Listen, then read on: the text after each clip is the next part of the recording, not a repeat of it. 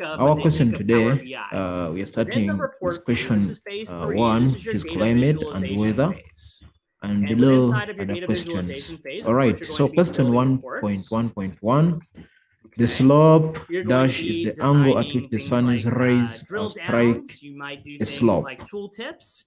We'll explore a So few of those for things today. this, it's supposed to You may be also do option things like number explore B, custom which is the visuals. So custom aspect. visuals are an Because aspect as of we Power know, BI that you can work with the as side which a well. slope So there's faces, lots of that components side here. I'm being receives very brief, mainly because direct the or screen receives more size I have heat here. compared to the But the other data side which visualization doesn't phase receive is, while the many people direct think of that as heat. one of So the core things therefore, with Power BI, you might the notice slope that the step number 1 and aspect step is number the 2 angle tend to at which the happen sun's before you rays build your strike visuals. You the really need to slope. have a proper data Right. model before you can build visuals the way 1.1.2, you expect them to be returned back. in the southern hemisphere, So the while a lot of people try dash and jump rather facing quickly to the slope data of a visualization valley side of things within receives Power the BI, there's a most lot of sunlight. benefits to We are in the investing southern time and building a hemisphere. proper data model. If I And try again, to we'll do share this some one links to some quickly other classes that we've here, done in the this past that will is give you sorry, as I what does a proper sketch. data model This mean. is the Right? That's me saying kind of a very southern generic term there. hemisphere here. So I'll share This is later our some slope. classes where we've actually We spent some have the time talking north, more about data we modeling. have the south. All right, so data And we know this is visualization the is a big part of sun, Power BI, which but gives again, direct phase 1 and phase heat. 2 oftentimes are things So that are happening they say first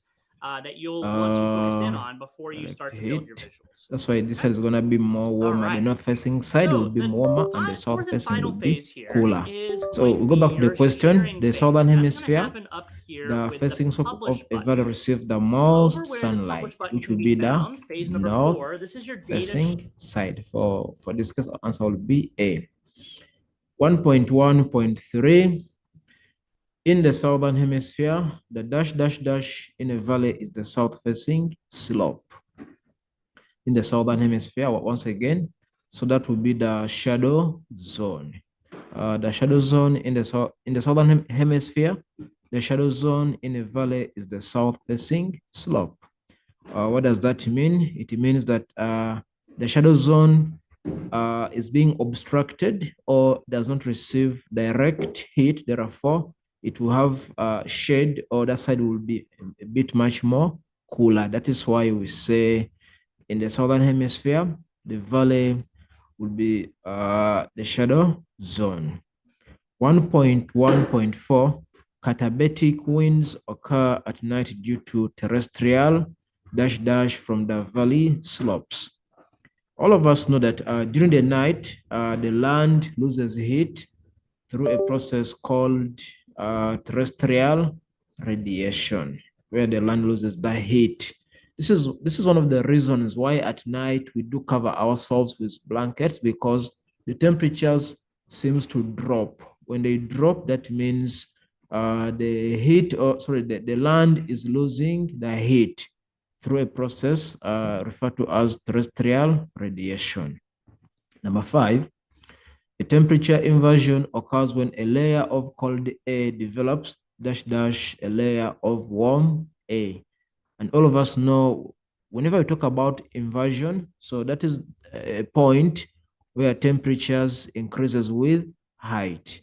Now, when they say a temperature inversion occurs when a layer of cold air develops dash dash a layer of warm air. So this is gonna be beneath. So a layer of cold air develops beneath a layer of warm air. Something like this. This is the cold air. Here, this is cold air. Then here we have the warm air. The warm air which forms our inversion. So that's why we say cold air develops beneath the layer of warm air. And number 6, dash dash is stroke are most likely to occur on the valley floor during winter. So on the valley floor during winter, they will form frost pockets in a valley. Like this, we know that whenever cold air subsides in the valley bottom, so it's going to collect at the bottom here, forming our frost pockets. All right, let's continue to question 1.1.7.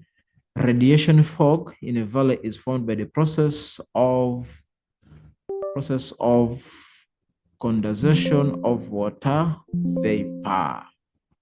Okay, so this occurs, we know condensation is a process whereby vapor changes into liquid again. So as air subsides to the valley bottom, this air is going to change from being vapor to liquid again, resulting into formation of radiation fog. But the process that will result into that will be condensation, a process whereby water changes from gas to liquid. Okay, so that is question 1.1. Let us proceed to question 1.2, which says, study the figure below based on a cross-section of a tropical cyclone in the southern hemisphere. All right, this is our tropical cyclone.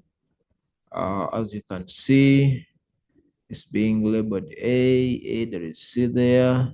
Can't see other labels, but we shall see what to do. All right. Question 1.2.1, it says, indicate the season in which this tropical cyclone could occur. And we know that tropical cyclones, they usually develop, we could say, late summer.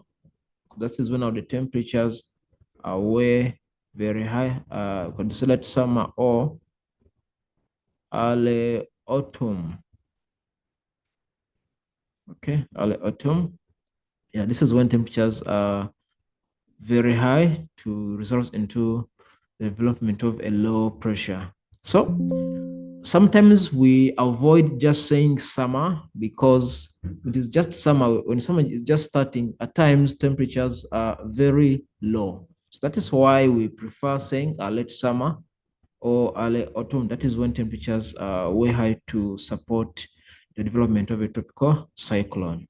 Again, 1.2.2, it says, state the minimum ocean temperature required for the formation of this cyclone.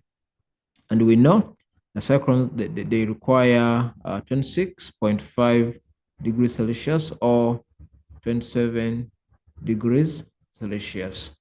So those are the minimum temperatures that are required. When we say minimum, it means we can't go below that one. So it is from 26.5 going upwards. All right. 1.2.3, in which general direction would this tropical cyclone move? We know cyclones, they always move from, that's going to be east to west. Or we can as well say westerly direction. And I believe you know the reason for this, because they are driven by easterly winds. That's why they move from east to west, or they move to the west or westerly direction. Okay. 1.2.4, it says, name the cloud type found at A. This is at A here. This is at A. And you can see these clouds are huge and tall. All right. Now, what is the name of those clouds? And we know clouds are categorized into different. We have the cirrus, we have the nimbus, and all that. So, however, the huge and tall clouds are referred to as the cumulonimbus clouds. Cumulonimbus. The cumulonimbus clouds. Okay. Now, question 1.2.5, it says, state the precipitation likely to occur from cloud type A. Now, we know that we know that the cumulonimbus clouds are associated with heavy rainfalls. We could say heavy rainfalls. Heavy rainfalls. We could say torrential rainfalls. Torrential rainfalls. We could say thunderstorm showers. Thunderstorm showers. Not showers, supposed to be showers. Thunderstorm showers, etc. So basically, we say heavy rainfalls, torrential rainfalls, or stroke thunderstorm showers. Okay. Question 1.2.6, is the air surface pressure at area C low or high? The air surface pressure at C, is it low or is it high? Let us go and look at C. So we are here. This is point C here. They're saying, is the air pressure at this point high or low? I think the first concept, we need to know that at this point, at point C, we see air converging, converging, air moves towards the same point. After converging, then it rises. Now, the mere fact that air rises, it means when air moves away from this point, a low pressure is going to develop. So that is why we say the pressure at C will be low pressure due to air rising or ascending at that particular point after converging. 1.2.7, would the airflow at C be described as diverging or converging? And I think I just explained that one in the previous question. So they're saying, would air flow at sea be described as diverging or converging? So remember, to diverge is when air moves away. It is to diverge, and to converge is when air moves towards the same point. So this is to converge. Now, if we check point C, if we check at point C, you can see that this is our air with black arrows indicating air moving towards this same point C, which means for our answer would be converging for question 1.2.7. All right. 1.2.8, at what stage of development will this tropical cyclone be when it moves over land? And all of us know that whenever cyclones move towards land, over the land, it means they will lose their energy. There will be less latent heat, times cooler conditions, inflow of dry air, which means the cyclone will be in its dissipating stage. You could say dissipating, or decaying, or degenerating stage,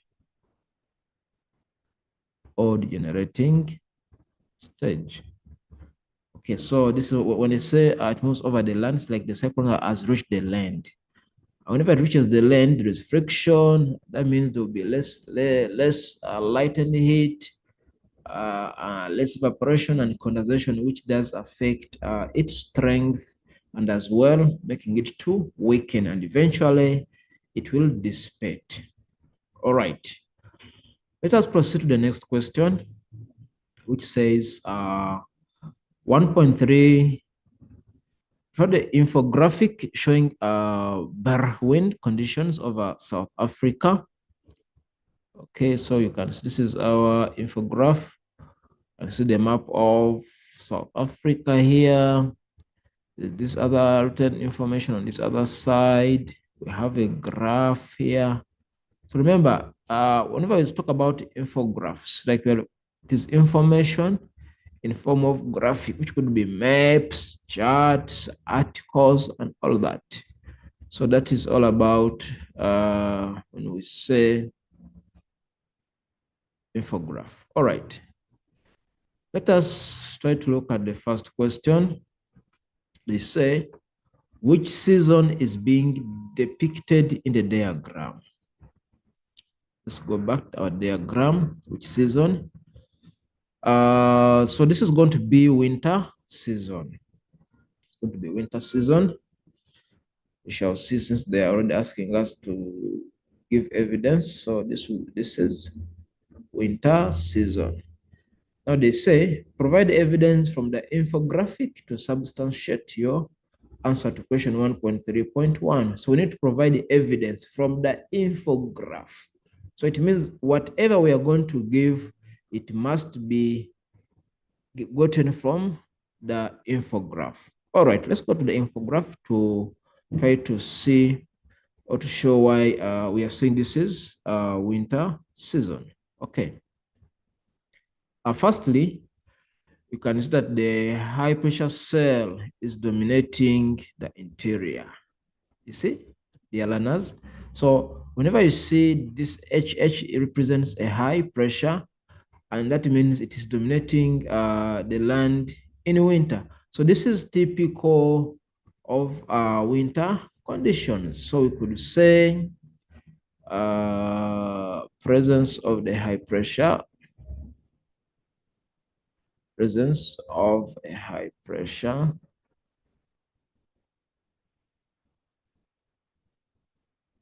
dominating the interior. That is one evidence. As well, we can look for other evidences. Look at the position of the mid-latitude cyclone. See where it is positioned.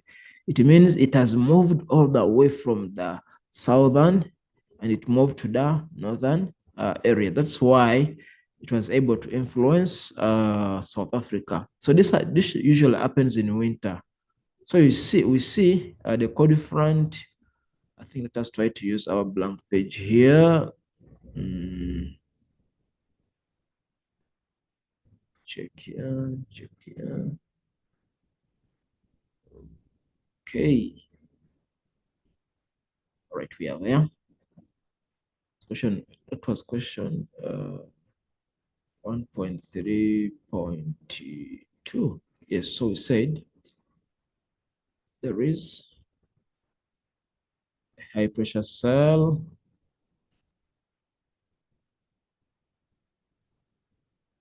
over the land or dominating the land. Second, we said the cold front or mid-latitude cyclone has moved further northwards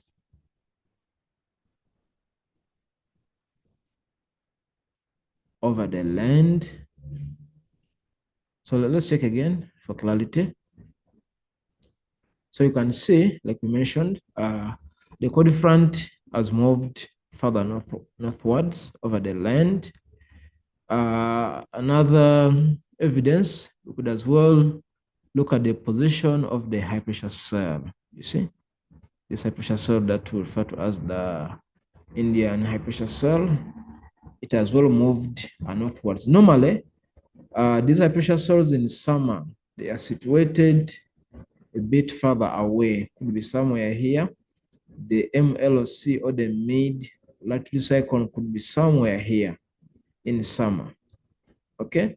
Then in winter, they move in that direction. They move northwards, close or towards the land. So that's why we are saying we're now seeing the mid-latitude cyclone over the land here. We see the South Indian high pressure cell, which has well moved northwards over the land. Okay, so that's why we say, we could as well say the South Indian The South Indian high pressure cell has moved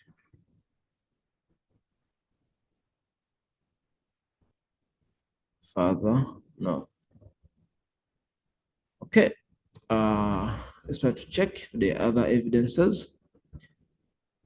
We could as well talk about the big wind conditions. You can see this. This is a coastal low. This is a high pressure cell. So it means there's a pressure gradient here, meaning winds will be moving from the high pressure cell, the low pressure cell, high pressure over the interior to the low pressure cell over the coast, resulting into a development of the big wind condition. So we know that big winds as well develop during winter. So you could say there are big winds, or big wind. Just a wind is fine. Big wind conditions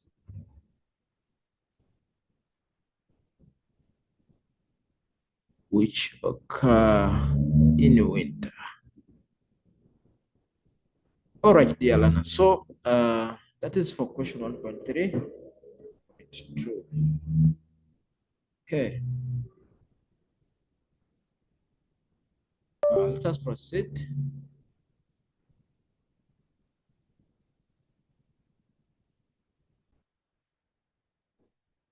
Okay. So question 1.3.3 says, state two atmospheric conditions evident in the infographic that have resulted in the formation of big winds. Like I think we saw this in the previous question. They're asking what conditions does result in the development of formation of the big winds. All right, like we mentioned before, you can see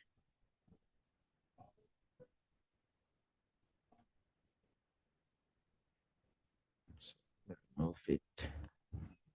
Okay, so you can see the big winds to develop mainly they must be a high pressure cell over the interior and a low pressure cell over the coast. So with this, there is a pressure gradient. That is why we say one of the condition, there must be a pressure gradient as our factor, the first one. Pressure gradient. What is pressure gradient? It refers to where one area, or it refers where the pressure is different between different places. That is, for example, here you see we have a high pressure over the interior and a low pressure over the coast. So this is what we refer to as pressure gradient. So this will hence result in the development of the winds, because we know that always winds, they move from a high pressure going to the low pressure. All right, so that is why we are going to say that there will be formation of big winds as a result of the pressure gradient. Secondly, can as well talk about the high pressure cell. High pressure cell over interior. Okay, as you can see here, this is our high pressure cell, which is the Kalahari high. So you can as well just say this Kalahari high pressure. Okay, or another factor, another condition, we're going to talk about the coastal low. The coastal low pressure cell, which is situated along the coast. So this is our coastal low pressure cell. This one here would be our coastal low. So because of the presence of the high pressure cell, like we've mentioned, the high pressure cell over the interior, the coastal low over the coast, the pressure gradient. So this does result in the development of the big wind conditions. Okay, 1.3.4, with reference to the temperature graph, explain the process of temperature change from 3 to 2 as big winds blow from the interior to the coast. So we need to look at the graph and try to explain what is happening regarding the temperature. So let's see the question once again. It says, with reference to the temperature graph, explain the process of temperature change from 0315 to 1400 as big winds blow from the interior to the coast. All right, let's check the graph here. They said from 0315, and as you can see, this is our temperature graph here. So this is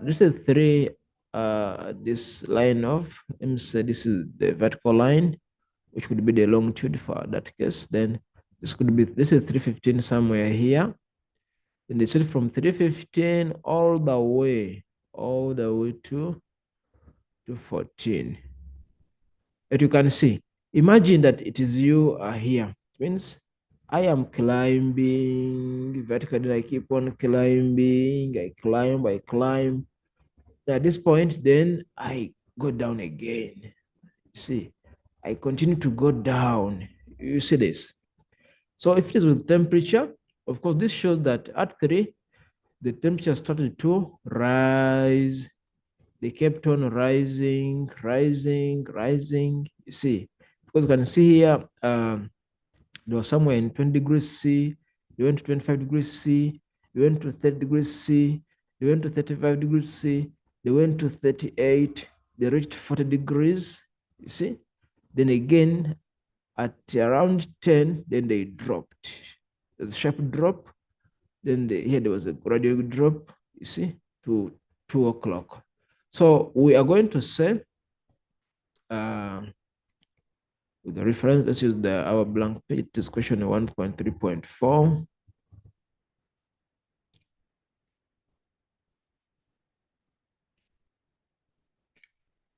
That T14, 15, the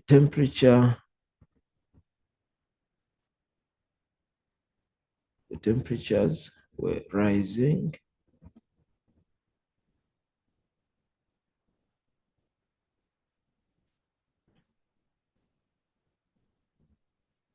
And this was due to the incoming hot winds.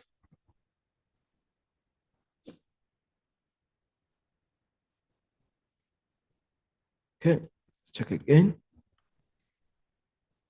So like we mentioned, try to remove this.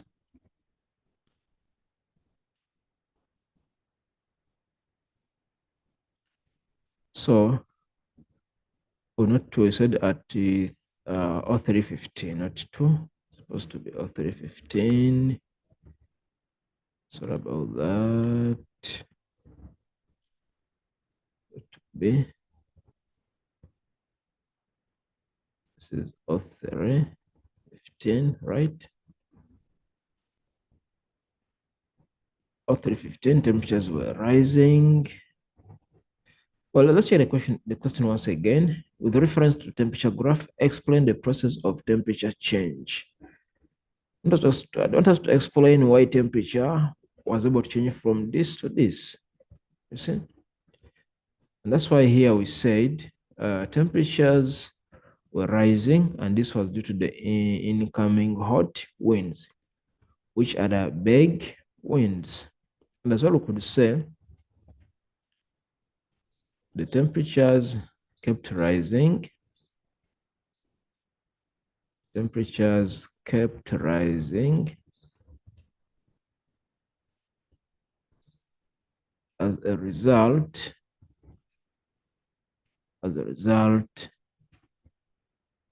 of a diabetic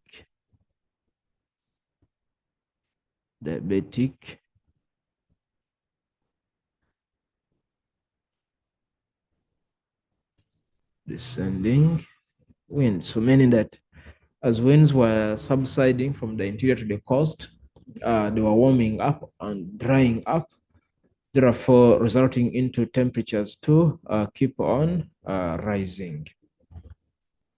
Then we say somewhere we see the temperatures dropping. So you can see that again, from this is 10, right? From 10 to 14, there was a sharp decrease in the temperatures. So you could say 10 a.m. to 14 p.m. there was a drop in the temperatures. There's a drop in the temperatures. All right. Okay. Let's go back to our page. So now that was question 1.3.4. 1.3.5, they say a weather station located at A has reported clear skies. Account for this current condition. A weather station at A has reported clear skies. Let's look for point A. Okay, point A.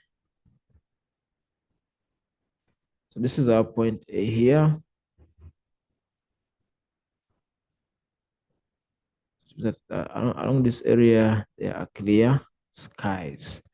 So when they say clear skies, it means there are less few or there are no clouds that are developed along point A.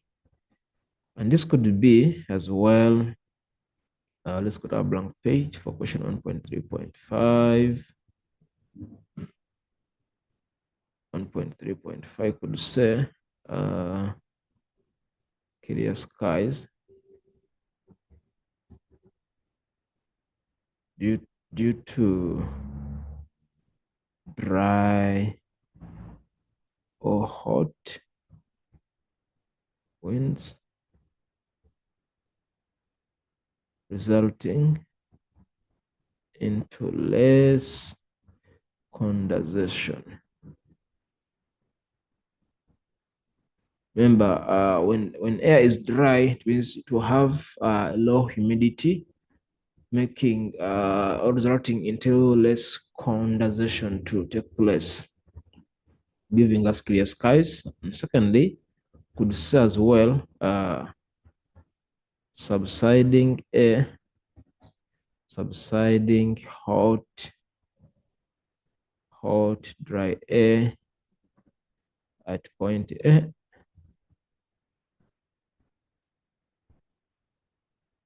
results into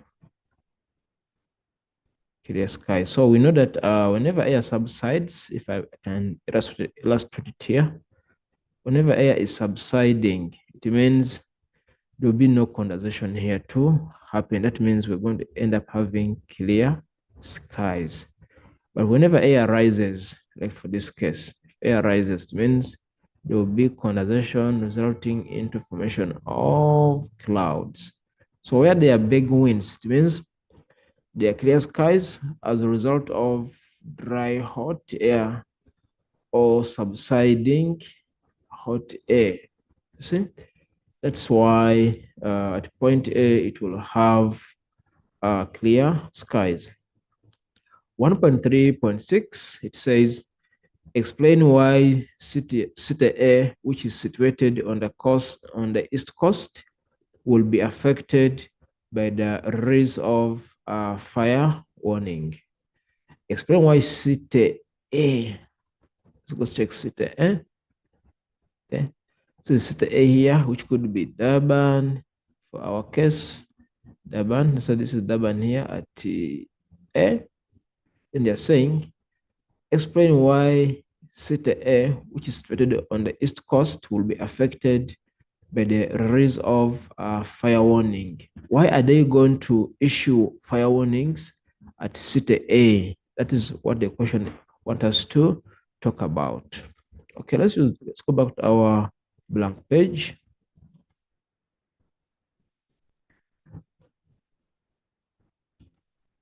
Okay.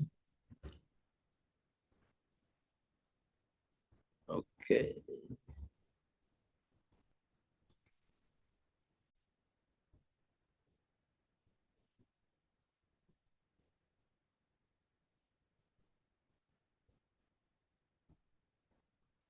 Why are they going to issue fire warnings at city A? One, we could say to alert people at city A to be aware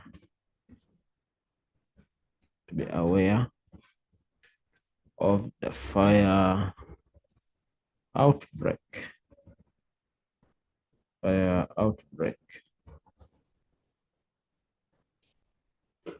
Two, to ensure that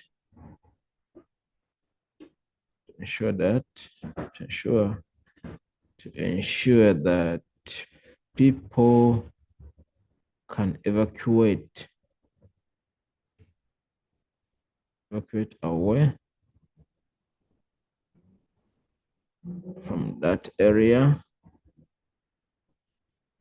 Another reason why they issue warnings there, to make sure, to ensure that people are not at risk of fire.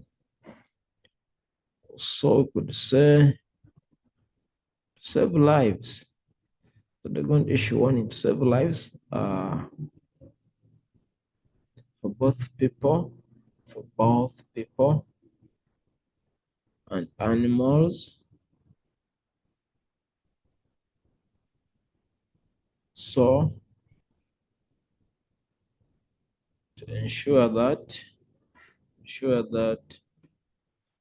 people do not do bush burning during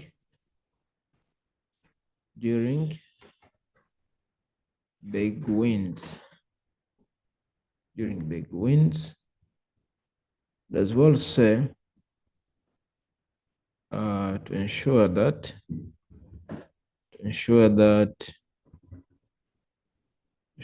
people stock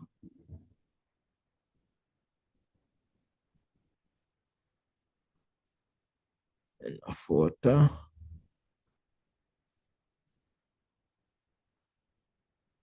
in case of dehydration, among other reasons. So that is why they are issuing warnings at city A, is to ensure all those factors and as well to make sure that people are safe. All right.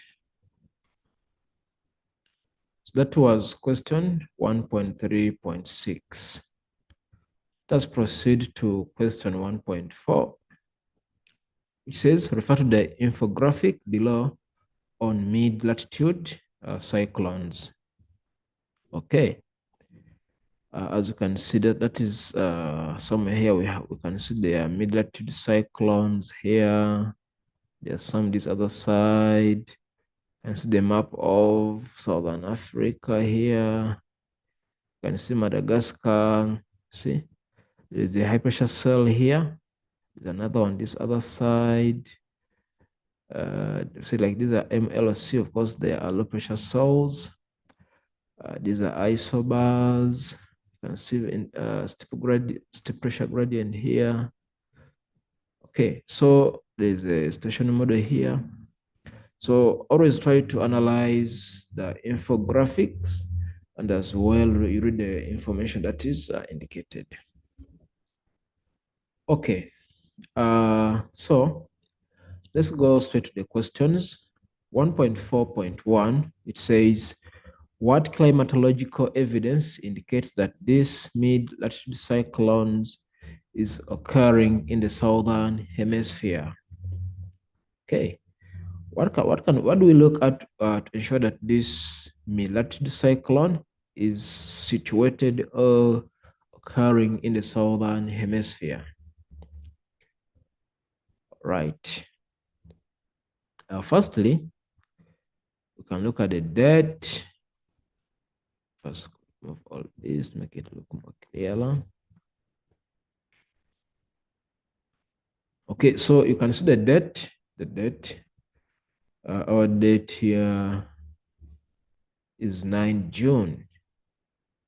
And all of us know that 9 June, this usually happens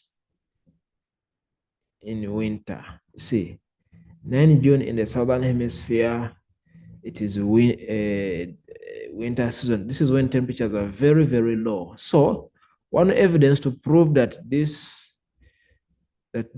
mid-latitude cyclone is in the southern hemisphere is by the mere date of winter. So the date showing winter in the southern hemisphere. So that's showing winter in the southern hemisphere because winter in the southern hemisphere that starts somewhere from May towards May, June, July, August. Yeah, that is plus still in winter season. So if we see June and we know that this is winter, you know, and this must be in the southern hemisphere. What other evidence? That was for 1.4.1. 1.4.1, we said that which shows winter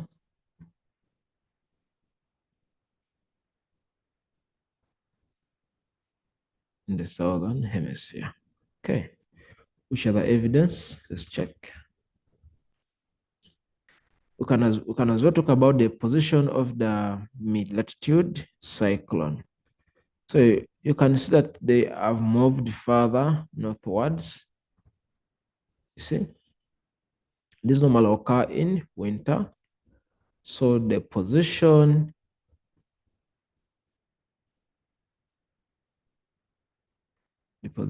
of mid-latitude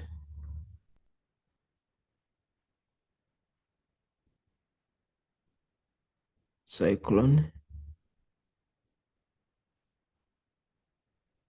further north. See, and this occurs in winter. Let's go back to check again. So like I mentioned, sorry about that.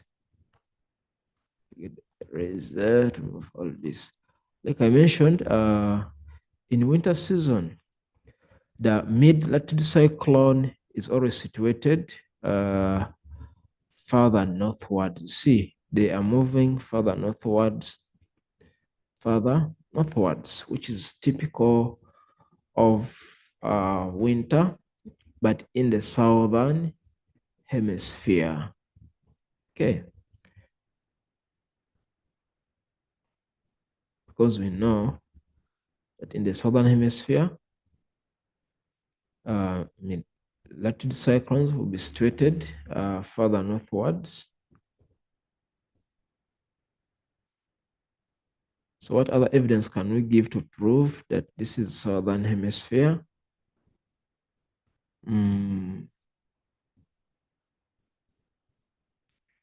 Remember, we need to be very careful with this question.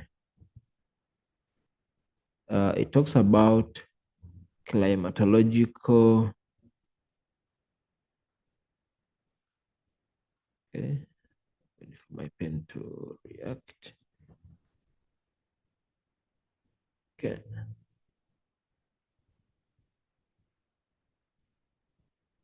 It's technology sometimes.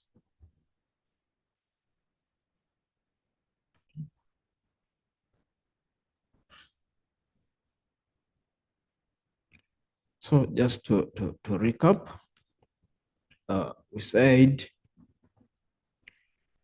1.4.3, the stage was the mature stage.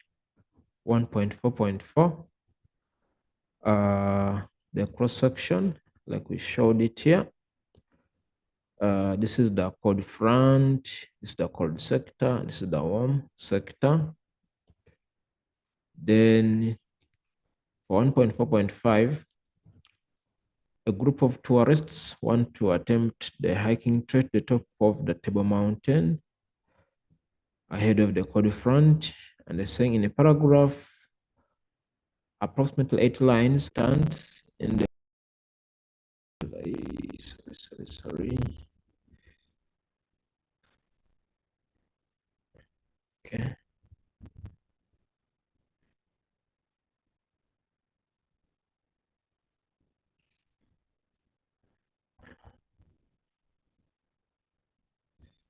So ahead of the quad front, we're going to say, because there will be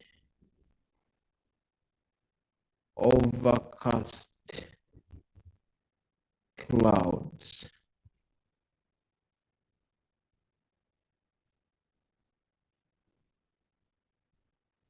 starting into poor visibility. When it's too dark, it means the tourists may not be able to see properly. As well say the cold front lowers temperatures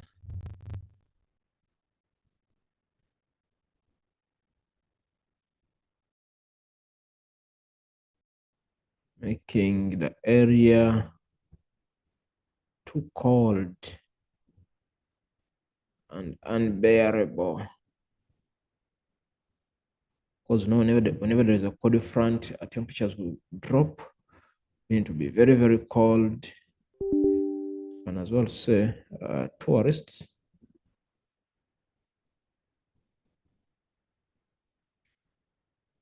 might catch flu or cold due to very low temperatures.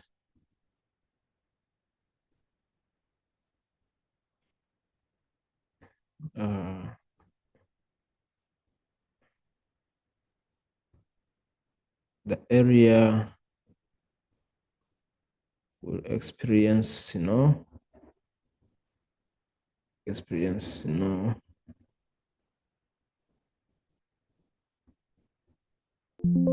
resulting into poor visibility. Poor visibility. As well say there will be heavy rainfalls. There will be heavy rainfalls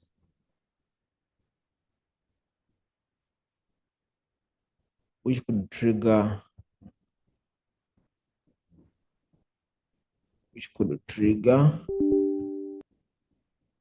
landslides or mudslides. As well, heavy rainfalls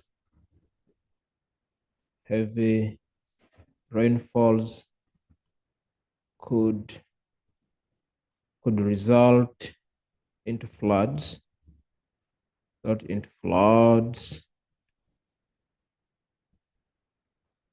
which might impact which might impact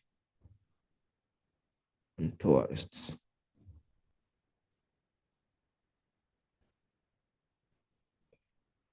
I can as well say transport and communication. Transport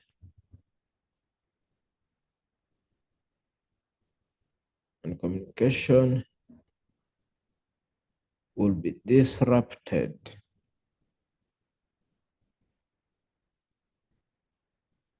which could result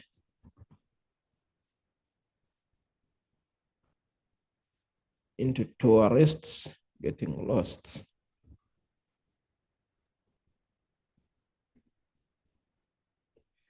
So among other factors. So just to recap, we said there will be overcast clouds resulting into poor visibility. The cold front makes temperatures to be very low and unbearable. Tourists might catch flu or cold due to very low temperatures or due to cold snaps. And the area will experience snow resulting in too poor visibility as well. There will be heavy rainfalls, which could trigger landslides or mudslides. Heavy rainfalls could result into floods, which might affect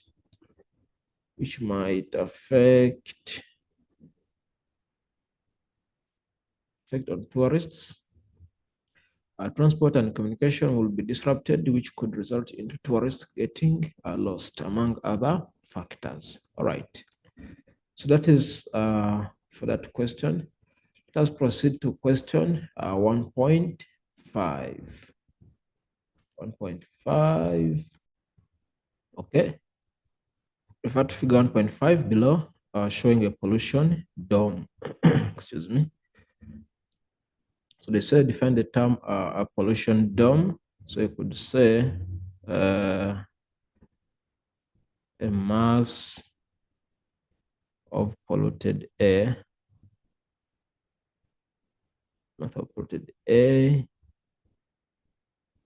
above the city.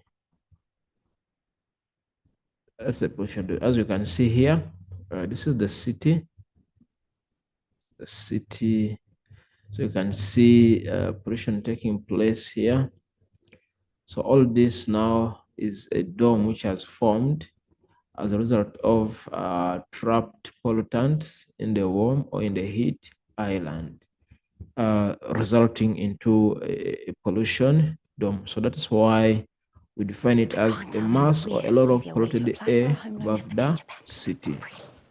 Okay. And to all my returning new 1.5.2, subscribers, they say guys, at thank you so night, much for the love and the support. pollution dome I is wouldn't be here lower without you in guys. You are elevation than simply during amazing. the day. Stay through all the Explain videos and why see what I have picked this up. occurs. First is the nude At night, the pollution leggings, dome and it is lower complements my in skin tone. elevation Is than that during amazing? Like you can daytime. actually, if you don't pay So attention, you might think I'm explain not wearing anything. why But yes, I this like it. occur. It glues to my body just Okay. the way I like it when I wear So leggings. Because I mean, there are we're times when I going wear to tight stuff look and I want it to be at, tight when it's tight. And if let it's us try loose, to I use want it the to be blank loose. page. So yeah, crop Let's top make it is from 2. Shein as well. So these are two Sheins. The leggings is a large. This is the first two piece. I'm not turning So around. this is a pollution dome. All right, so with the cover on it, at this night. is how it looks. It's This is transparent, our so you step, still for see example. everything.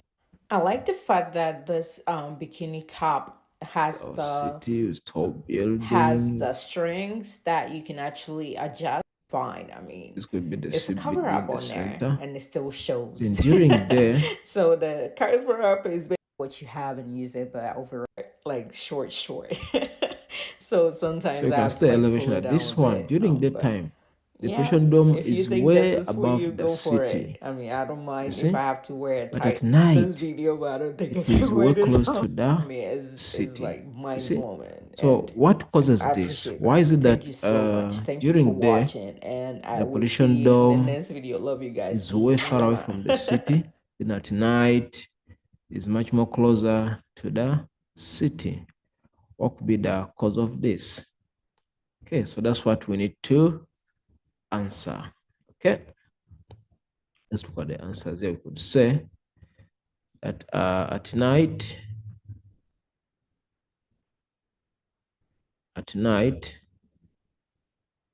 due to terrestrial radiation, this is when the land loses the heat due to terrestrial radiation. The dome subsides close to the city. So at night, we know temperatures are low. Therefore, the dome cannot expand upwards. Instead, it will be contracting, moving towards the city or towards the surface as a result of cooler PMD conditions. offers comprehensive car insurance that you Secondly, can trust from as little as at $620. night, there is less convection currents. Splendid and fantastic. She's all in all.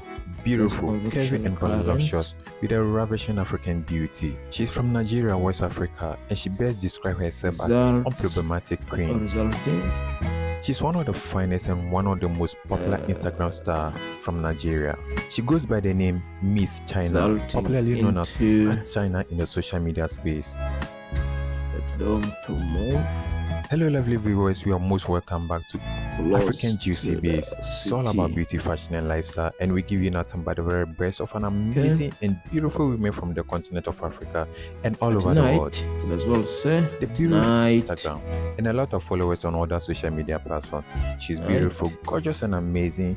Visit her IG page for more details, follow her, and don't forget to leave a like on her beautiful pictures and videos as well. Her beauty is unique, perfect and amazing. Trapped in the A. Okay. So, so far, those are some of the reasons. Okay. As well say. Hello lovely viewers, you are most welcome back to our beauty, fashion and lifestyle on African Juicy Babes. We give you nothing but a lot of subsiding hair. Beauty is unique and classic. She's a social media influencer, an entrepreneur, fashionista, and the owner of latest makeup artistry with over 671,000 followers on Instagram and a lot of followers on other social media platforms. Visit her IG page for more details. Do follow her, like and share her beautiful pictures and videos as well. Let's go to question 1.5.3. They say, state the environmental problem that results from a pollution dome which develops close to the surface in a city. Environmental problem. As well we know, there might be acid. Tell me what's wrong. The rain, With Discovery, I don't just get car insurance. I also get the easiest claims process. Well. I get to take pics and upload them.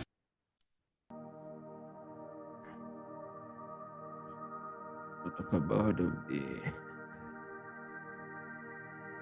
heat island. Poor air quality. Okay, so there could be a mention of as the rain, development of heat islands, or poor air quality. Okay. 154. Describe how the environmental problem identified in the above question develops. Let's go to 154. Let's use our blank page. 154. About as the rain.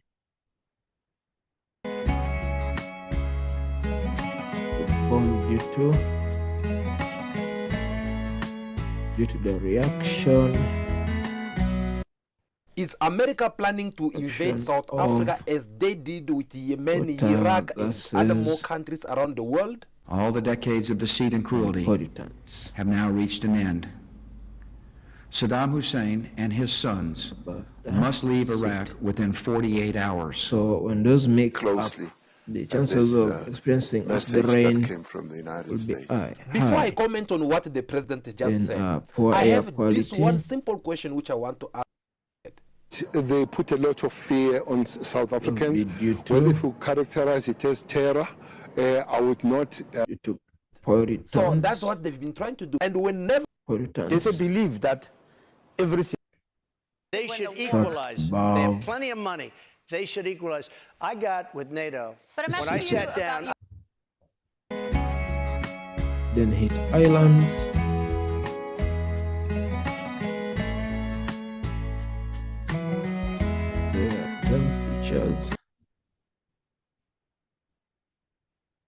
Temperatures are rising due to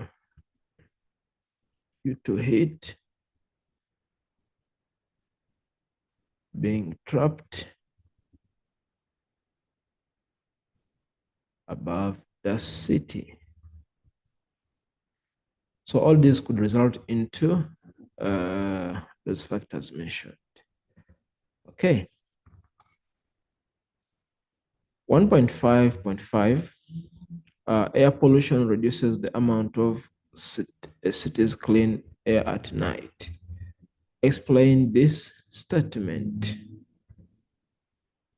155.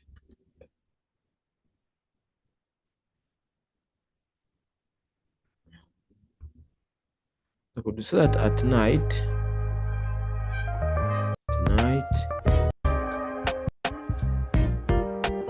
there is less air blowing into the city to clean up pollutants.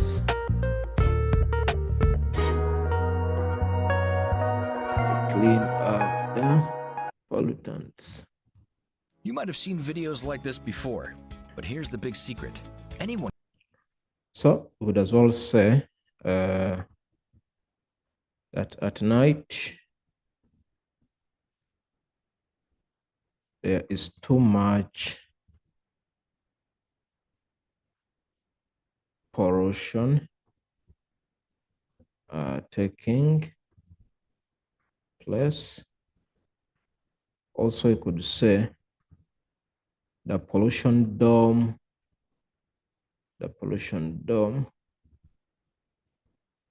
is situated close to the city.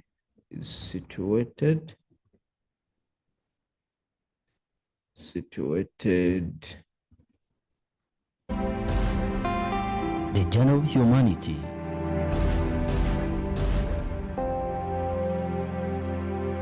begins with the journey of humanity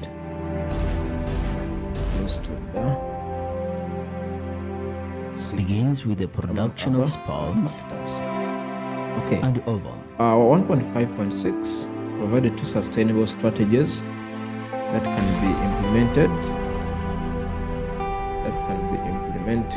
under the influence of luteinizing cities hormone to minimize the effects of occurs. industries on pollution dome. Okay, to minimize entry of species. Could say the sperm has 3 parts. Enables it industries to swim and fertilize the ovum. Not respect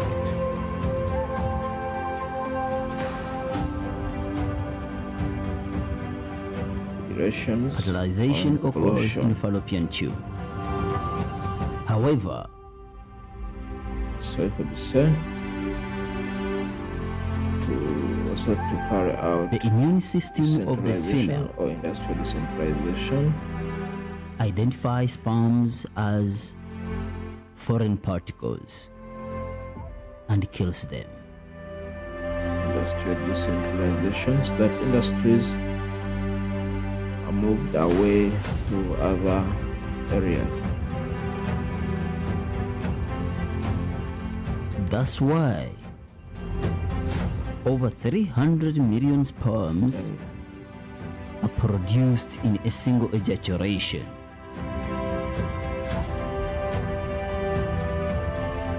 So that few millions can survive again to the fallopian tube.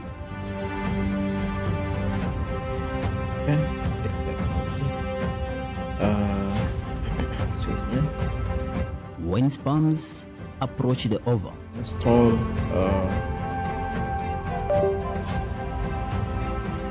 filters, chimneys. Only one sperm will fertilize the ovum. It uses its head because it contains enzymes which digest the membrane of the ovum for fertilization to occur. Well, so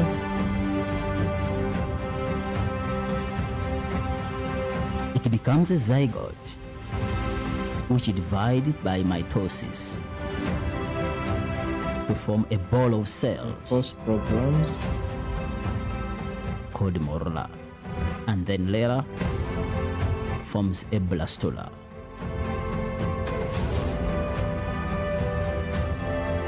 Changes of position. There's also advise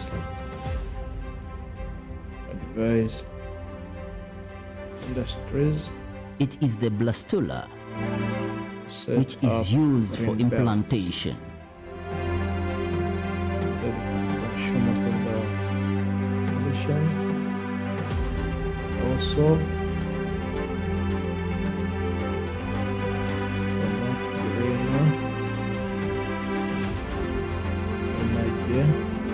Implantation occurs so among others, using so the this could, outer membrane called chorion, in forming finger-like projections minimizing the called effects chorionic villi, of industries forming on the pollution. placenta.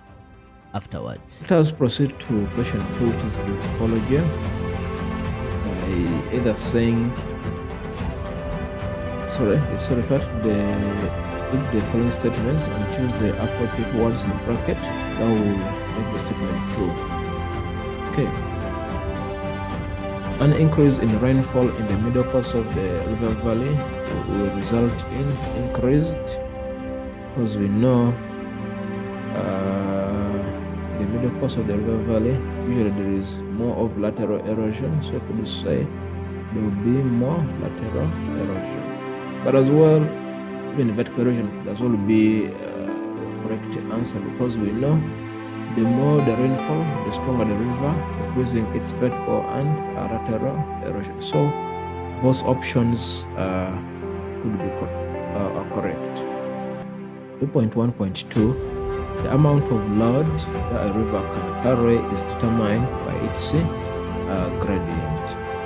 By the gradient, refer to the steepness or the gentleness. So the steeper the gradient, for example, like this, so river will be able to carry lots of sediment from upper course down to the lower course due to the steepness of the don't forget to gradient. subscribe, like, So share 2.1.3, to the others volume for our daily new velocity videos. of water is higher in the upper course than in the Let me know middle the topic course. you want me to So I think we are going to say talk about that the volume in the same manner. God bless volume, you. that is the amount of water, and we know it is less in the upper course, so this goes with velocity or the speed. So the velocity of water is higher in the upper course than in the middle course, like, because we know that the upper course, that's where it is very steep. So if water is flowing over a steeper gradient, its velocity is very high, meaning water will be flowing so fast. The journey of humanity. 2.1.4, the V-shaped valley in the upper course of a river is begins the with the result production of of sperms vertical and erosion, ovum. because we know when they say that V-shape, they're referring to this. And this is caused when the river is eroding, going downwards. It goes downwards, or vertically downwards, So it's going to result into the V The shape. So sperm that's has why we 3 say parts. that will be due to vertical Enables it erosion. 2.1.5 to swim at the and mouth of the fertilize the river, ovum. there is more deposition, which results in the formation of a delta.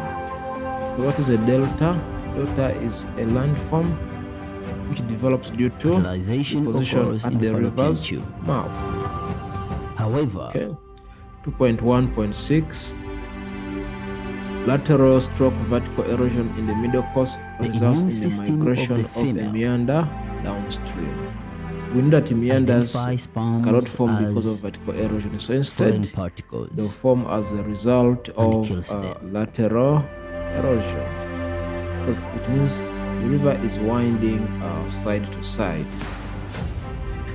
2.1.7 rejuvenation closer to the source of the river That's why will result in more over erosion stroke 300 million deposition in the sperms lower course. are produced in So a single remember, ejaculation. rejuvenation is all about the river gaining energy, therefore there will be more erosion So that few in the millions lower can course. So it survive means it will start eroding the channel vertically to the fallopian after gaining strength due to more water or due to gaining more energy. Okay, when sperms let's approach proceed the ovum. to question 2.2.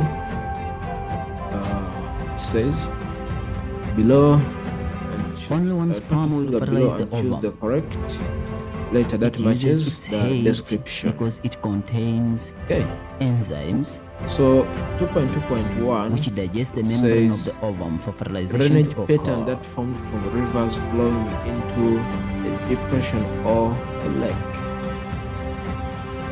It Okay, becomes a zygote, that's which going to divide be by F. mitosis As you can see, to form a streams are ball all of flowing to cells one central called point. morula, and then Okay. later You need to be careful forms with a between blastula. this one and this one here. With this one here, they are showing, as you can see, the streams are flowing out. And the streams are joining, and it continues like that.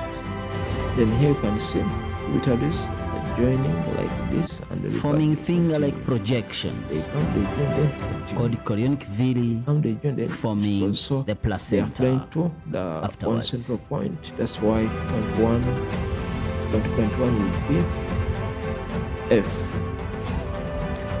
A drainage pattern formed from rocks of uniform resistance. You know that's going to be dendritic, which could be typical of A. It looks like dendritic. Even I think it's not dendritic. Take A, let's all take C. So, but the most appropriate one will be A. Okay.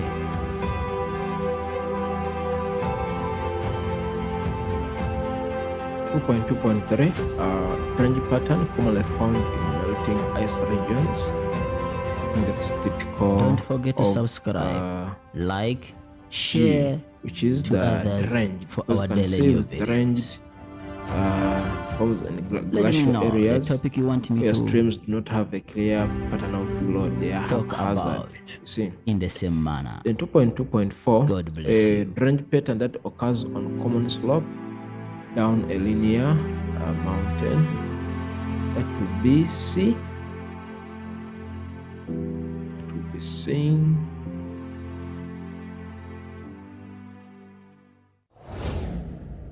That would be C.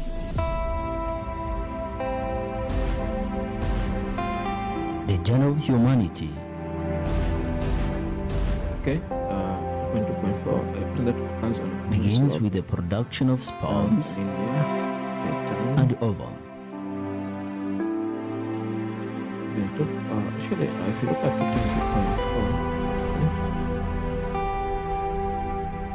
2.4, Under the influence of luteinizing hormone, pattern that develops ovulation alternate occurs. layers of hard and soft rocks. It has to be trellis, which is B. That would be B. The sperm has 3 parts. 2.2.6 enables it drainage pattern that commonly forms on areas to of swim volcanic and fertilize the mountains. ovum. That would be D. Areas of volcanic mountains.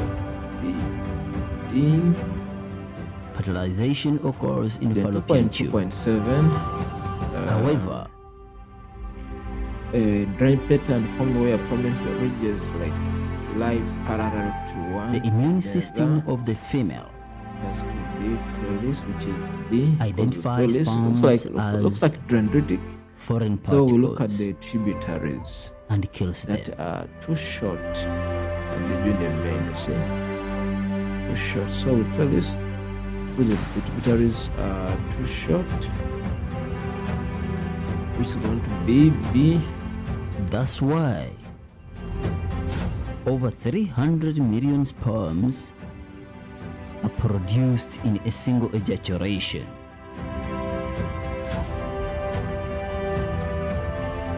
So that few millions can survive Drain pattern formed where prominent ridges to the lie fallopian parallel tube. to one.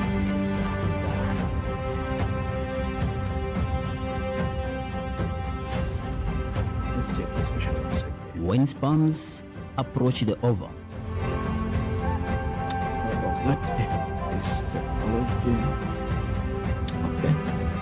only one sperm will fertilize the ovum. A pattern formed where prominent It uses its ridges head lie because it parallel to contains another. enzymes It's going to be C.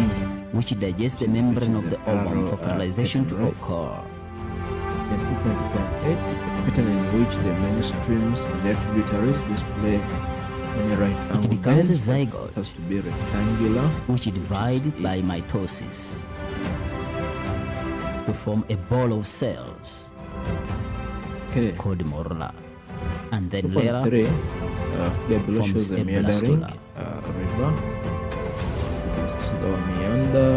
This is here, here. Okay. So what is the meander scar? All of us know meander scar. A featured fluvial form.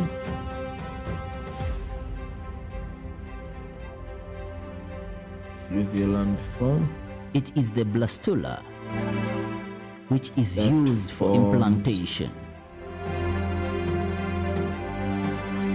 When ox ball leg.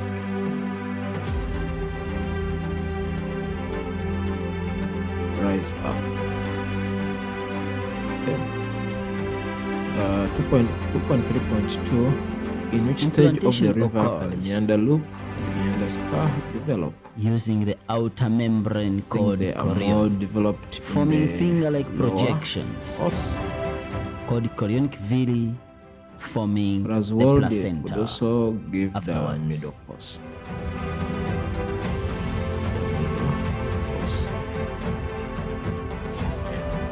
2.3.3, name the slopes that will develop at X and Y of the meander loop. X and Y, so it's a bit dark. But this side is X and this side is Y. So at X, X will be the undercut slope. That's where the water flows so fast. So I could say X, the undercut, sometimes we call it the scalp slope. Then Y, where the river deposits materials, that would be the slip of slope. 2.3.4, at which slope X or Y will there be more deposition than erosion? Because we know the slip off, that's where the river deposits more. Okay, so it means to be it should be slope Y, which is the slip off slope. So that is where there will be more deposition than erosion at slope Y. due to slow movement of water. So the river can no longer erode. Instead, it will be depositing more materials at that point. Oh, this will give a reason for your answer. Would say there is low velocity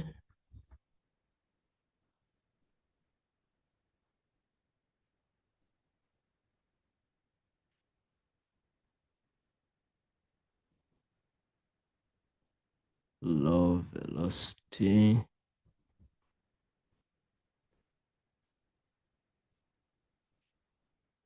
the slope is shallow. So we talk about gradient. So all this will result into the river to deposit more materials than to erode. 2.3.6, explain how a meander scar is formed.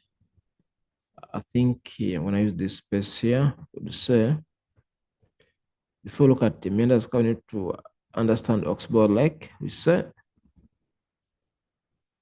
a river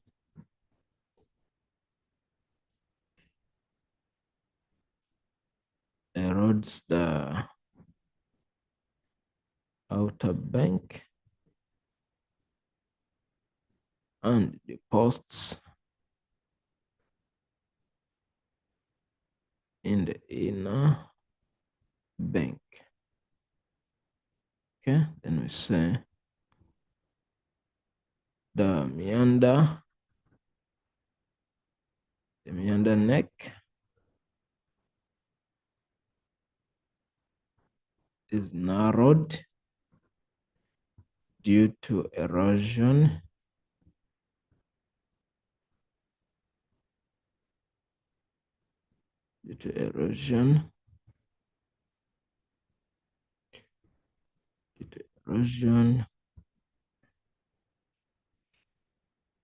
which eventually breaks,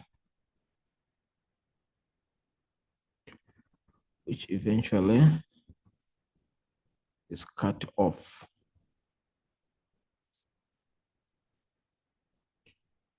Forming the Oxbow Lake. The Oxbow Lake eventually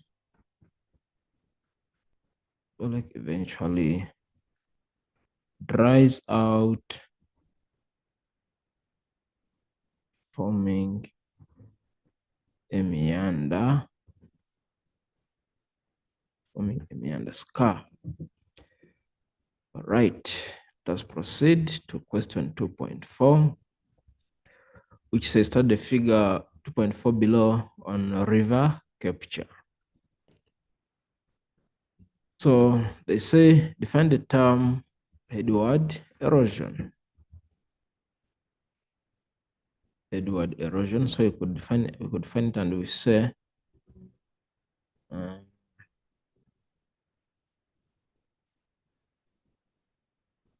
depends when we'll write it on top here. A river erodes backwards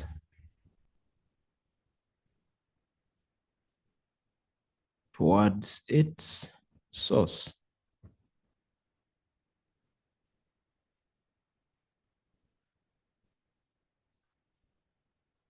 Lengthening its channel. That is headward erosion.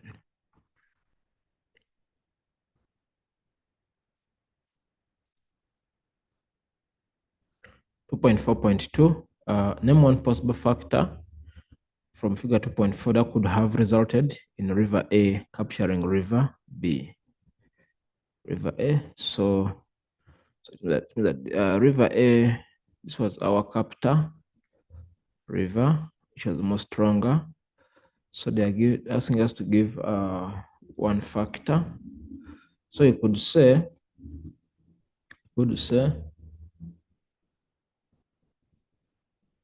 so that river A think let me use our blank page so that I have enough space.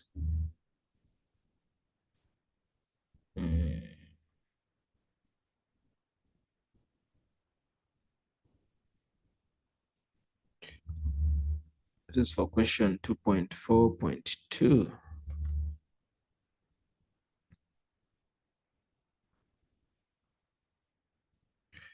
So could say that river A was flowing on less resistant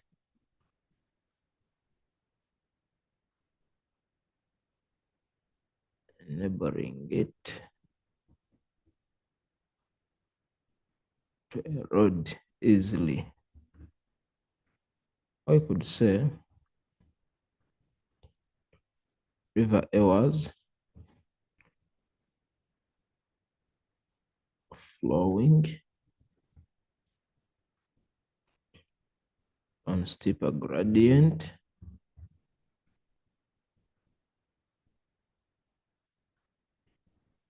making it more energetic.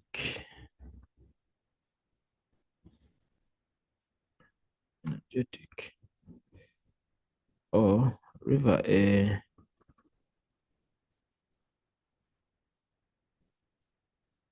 had a higher velocity and strength. Or river A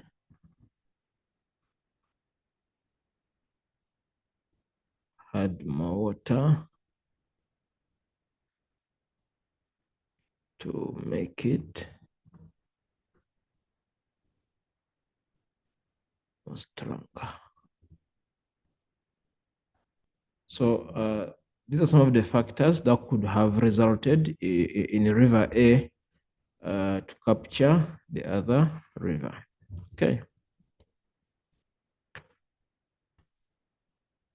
Question 2.4.3, explain how the process of headward erosion contributes to river capture. So 2.4.3.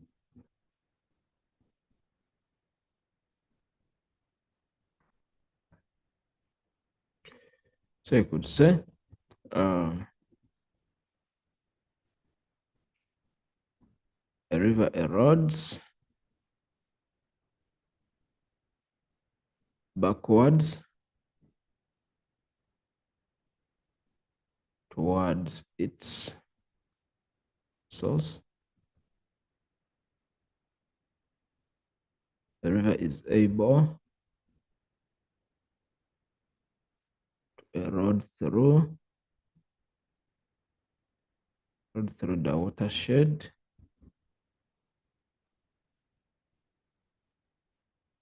and will still the other area. So that's how you can explain how headward erosion could contribute to river capture. Okay.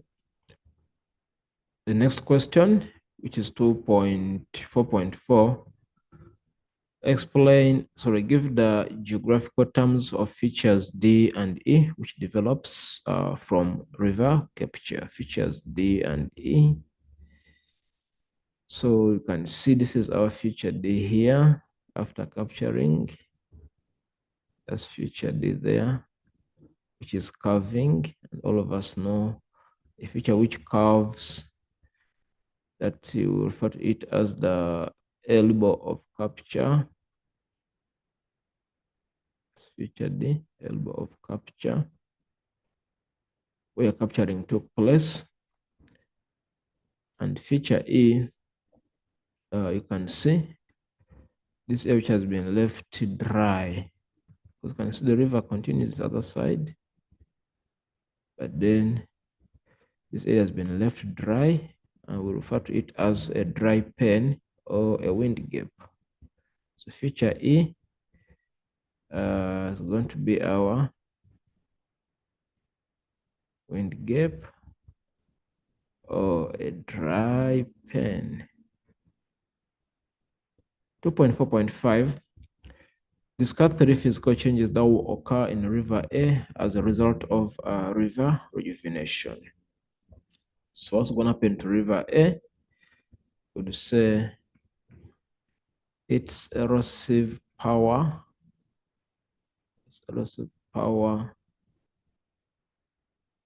Will increase.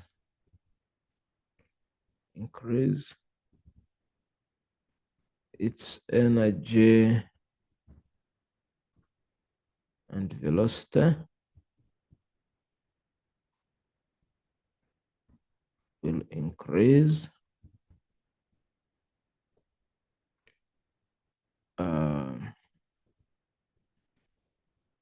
It will erode more vertically.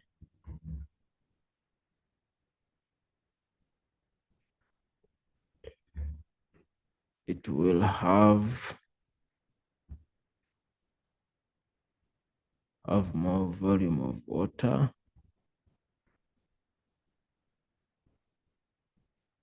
More volume of water.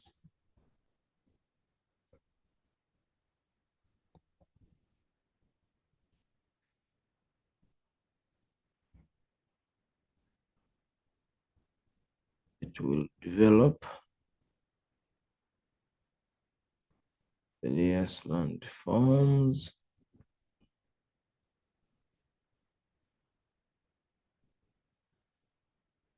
Such as rapids, to see, among others. Right. Question 2.5 below, which is an infographic on Cascade River catchment area. Cascade River catchment area. Okay.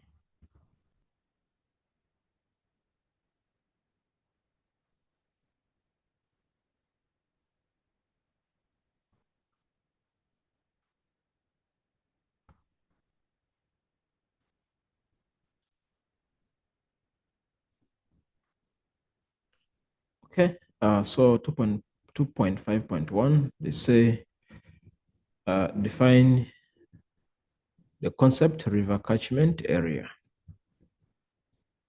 So a catchment area, but as well define it, area that supplies technology. Sorry about that. Okay, so I could say area.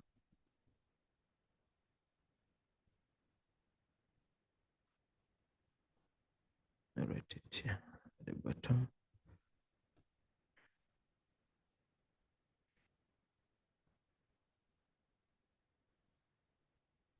Area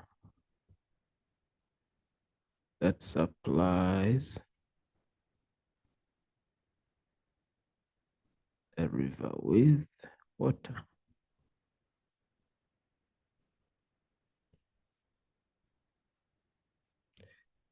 So 2.5.2, of which river is the Cascade River a tributary?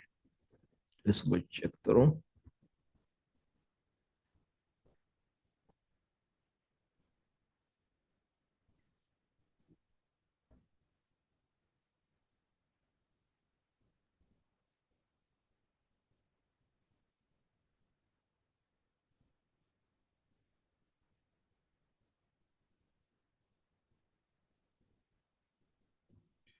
So of which river is the Cascade River a tributary? Okay, first.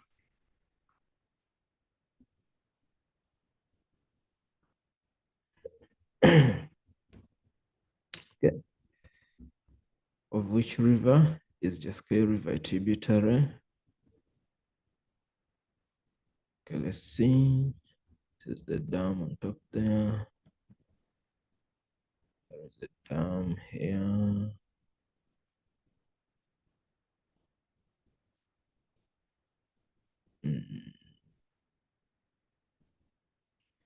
So this is just K here. So this channel, this is an area, Chalami. So it comes, it's flowing into which other river? So here they mentioned the Crocodile River. This is Crocodile River. So which means that this tributary, the River tributary is flowing into the Crocodile River. That's why we say the Crocodile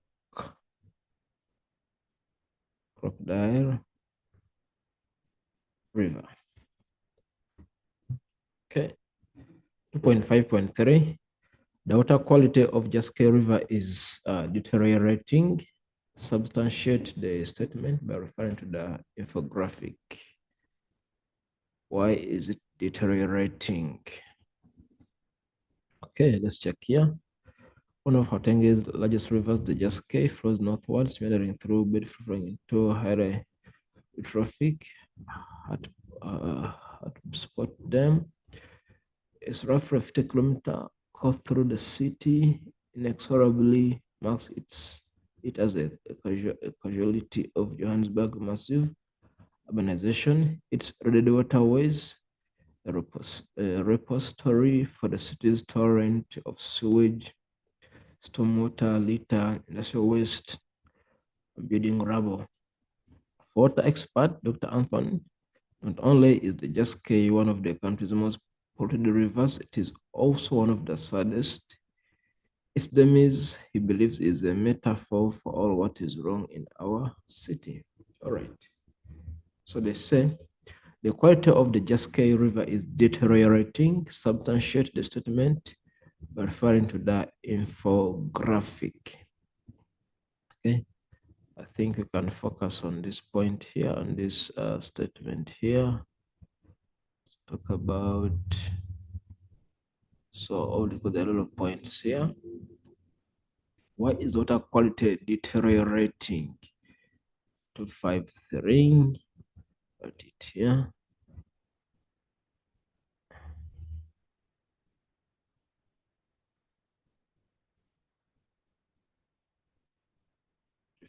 Three.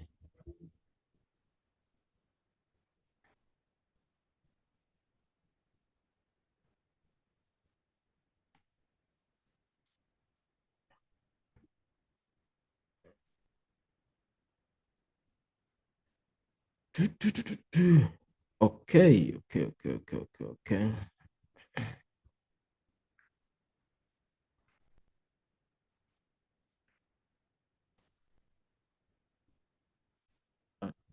Check, testing one, two. All right, it's back. So 2.5.3, the water quality of Jaske is deteriorating. Substantial statement by referring to the infographic. Okay, let's go back to 5.3. So remember, we had identified, they said, the torrent of sewage. So talk about sewage from industries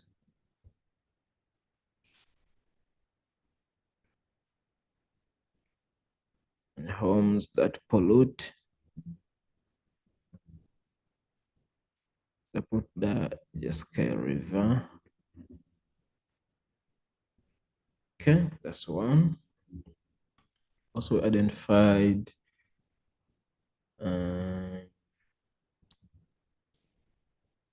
also this other part here about urbanization.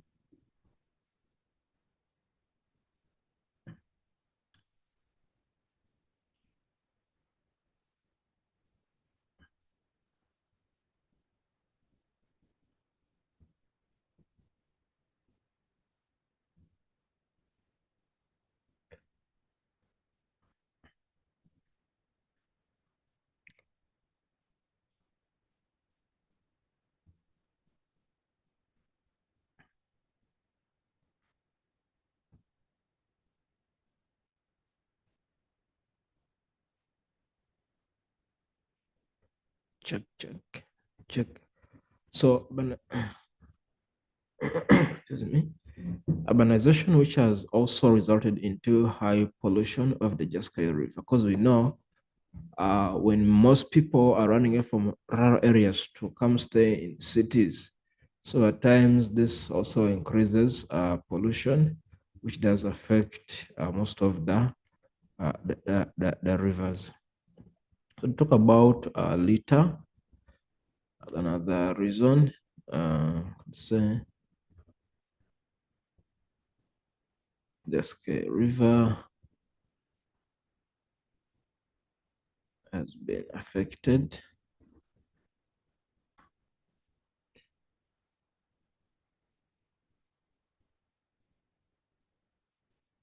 due to too much litter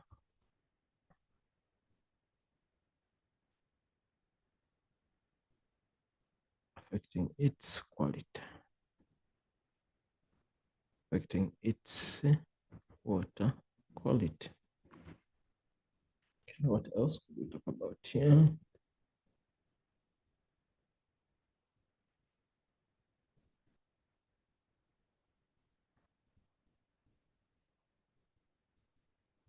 Okay. So among other factors, let's try to check if there's some other points here. Okay.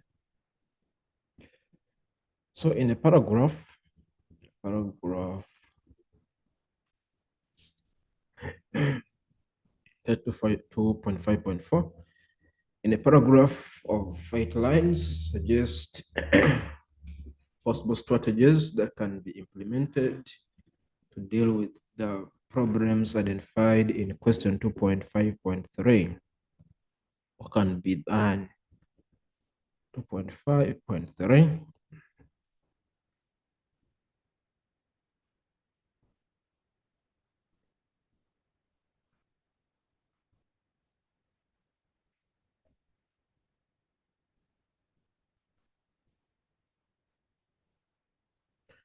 It's a buffer around, excuse me, buffer around river to prevent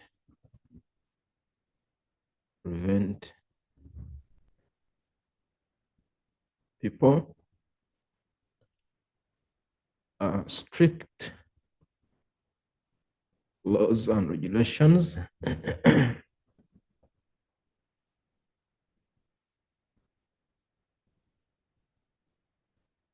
regarding pollution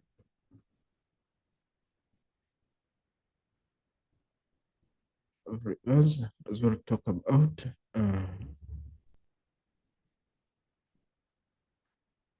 environmental campaigns, excuse me, environmental campaigns to educate people, get people on importance of rivers. Also, rivers. So talk about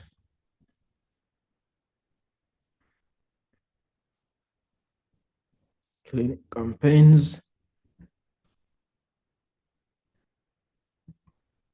to ensure that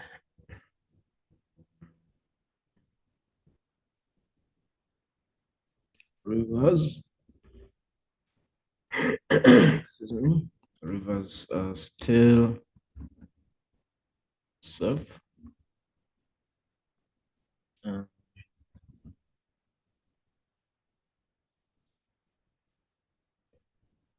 Fix sewage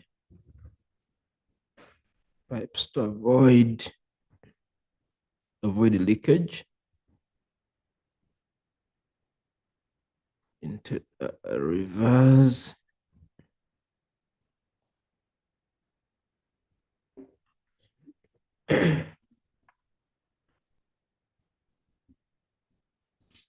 That also, okay, that is among others. Let me first take a glass of water, then I'll shower. Okay. Question 3, geographical skills and techniques. Background, the coordinates. This was Howick is a town located in KwaZulu-Natal. The town is 1,050 meters above sea level with warm summers and cool dry winters. Snappy descends upon Howick when snow falls on the nearby Drakensberg. The town is located along the N3 freeway, connecting it with the rest of South Africa.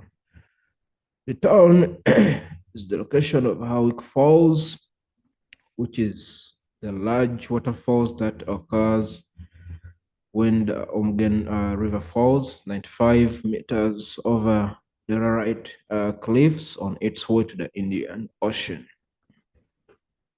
All right. Excuse me. So they say the first question, 3.1.1,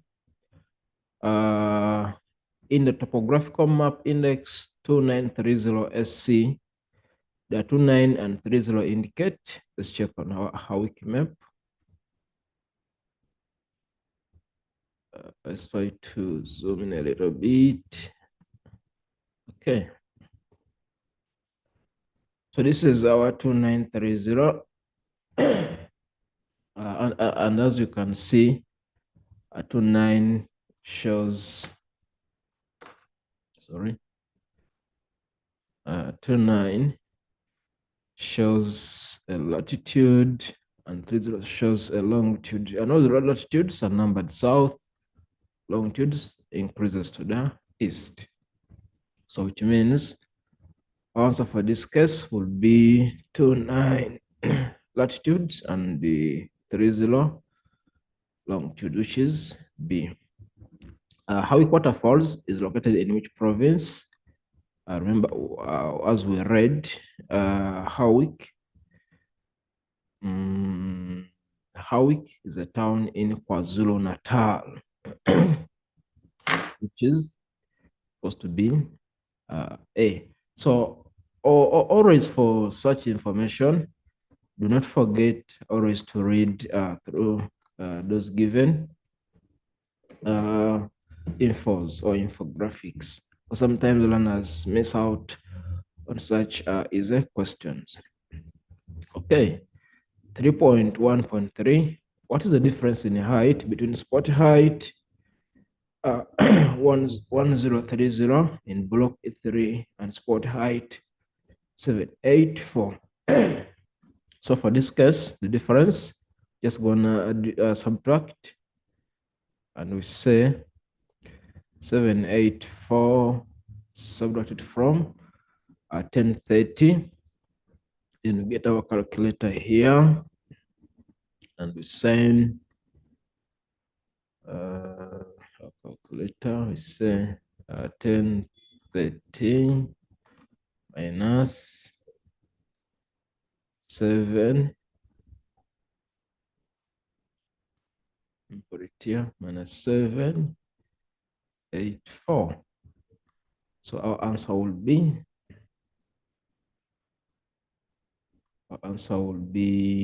246 meters.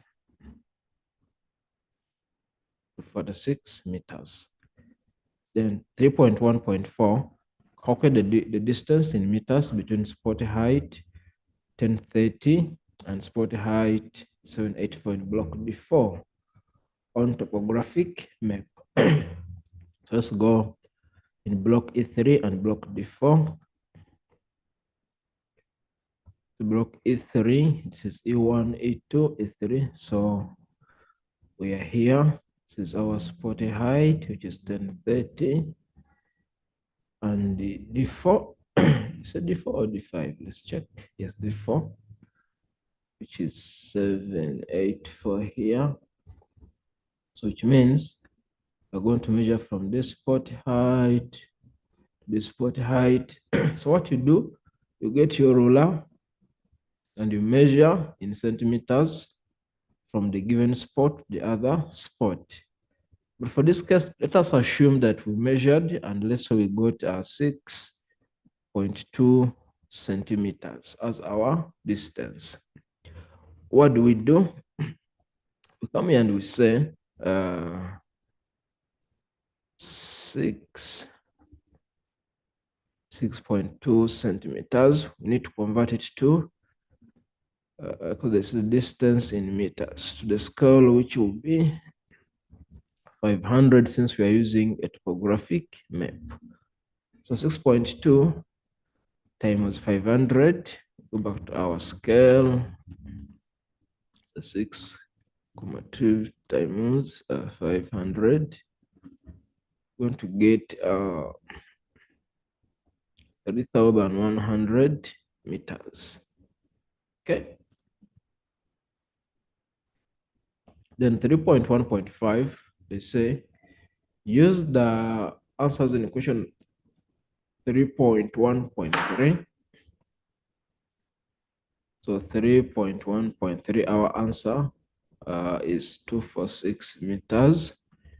And 3.1.4, our answer is 3 meters. To calculate the average gradient in meters between the two spot heights.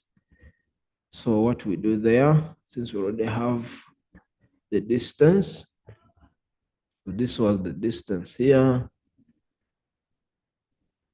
then this was the difference in height. Okay.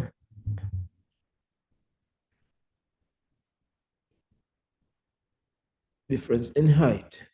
So what we do here, as our formula states, vertical interval over horizontal equivalent. So meaning our vertical interval, that is the difference in height, which is 246 meters, over the horizontal equivalent, which is the distance in meters. Okay. So when you have everything in meters, then the figure on top divides by itself, divided by 246. And what you do on top, you as well do it at the bottom here, divided by 246. Then you say 246 divided into 246, that will be 1. Don't forget that our answer for gradient must be in a ratio. So it's going to be 1. Then 3,100 divided into 246, divided by 246. So our answer is 12.6. That's our gradient. Okay. Then we proceed to 3.1.6. Choose the correct answer from the option provided below. Write only the letter A to the next to the question number. The cross-section of the slope between spot height 1013 block E3 and spot height block D4 on topographical map is a cross-section. So let's go again to those blocks. Spot height 1030 in E3 and D4. E3 and D4. So you can see that at E3, between the spot height, this area is gradual, is gentle. That's why there's even farming. But as you go to the other side, look at the contour lines here. The contour lines at this particular point, they are too close to each other, which shows a steeper gradient, right? So which means it would be something like this. Gentle, then becomes steep. Okay, let's check on our options here. So when you look at option B, you can see it is gentle, then it becomes steep. You see? That's why we're going to take number B as our correct answer. Give a reason, then you could say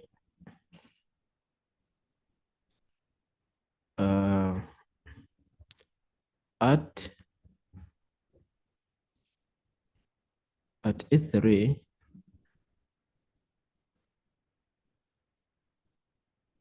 shows a gentle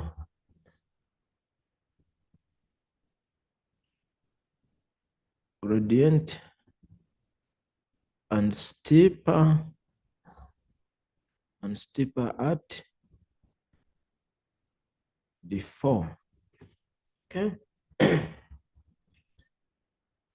Then 3.2 refer to the valley at G in block B2 on topographic map.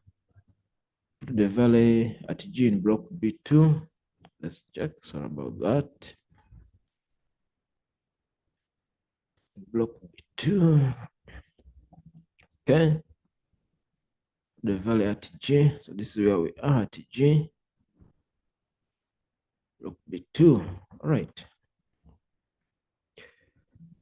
Choose the correct answer from those given below. Write only the letter to the number.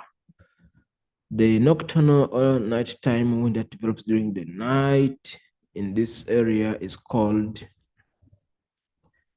that will be katabetic winds, because we know that katabetic winds develop in the valley at night. Explain how wind promotes the formation of dense fog at G.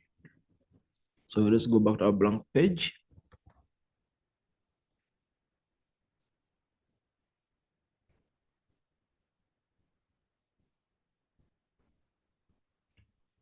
So you could say at night,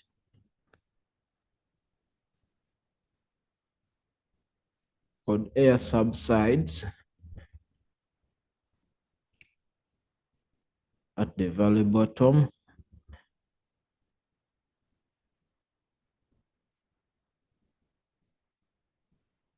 forming frost.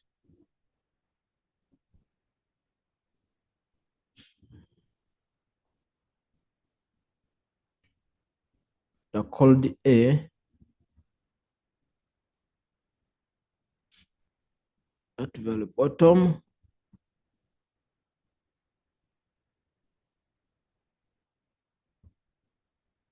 condenses below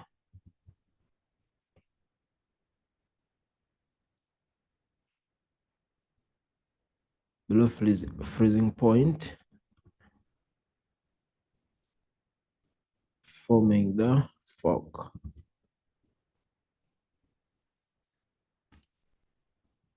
Forming a fog. Okay, so that is how the winds that is katabetic will result in the formation of dense fog at G. Then question C, how development of fog in this area impact early morning traffic on the secondary road? Well, so consider this is our secondary road here, secondary road. And then they're saying that this is developed already. There's a lot of fog in this area. So how will it impact on the early morning traffic? So when there's too much fog, it reduces visibility, causing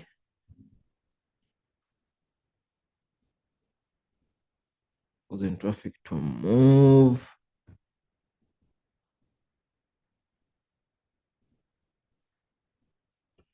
very slow. Okay, we got question 3.2.2. Refer to the Umgen River in the south of the topographic map. South of topographic map. Let's go south. With Umgen River. Here, this is our Umgen River here. We got it. All right, so it moves all the way. This is Umgen River there. Somehow it falls there. All of this is Umgen River. Another tributary joining it there. Right. Okay. So I erase this for more visibility.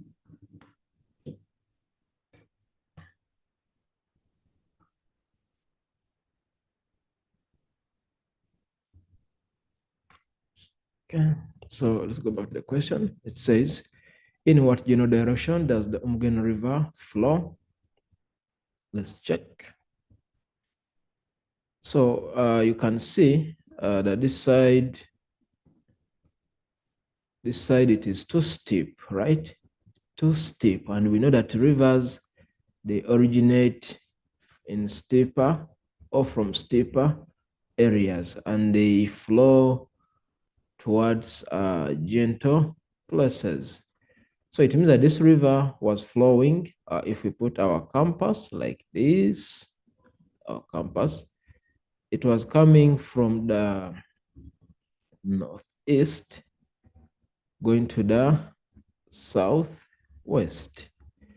Why do we say southwest for this case?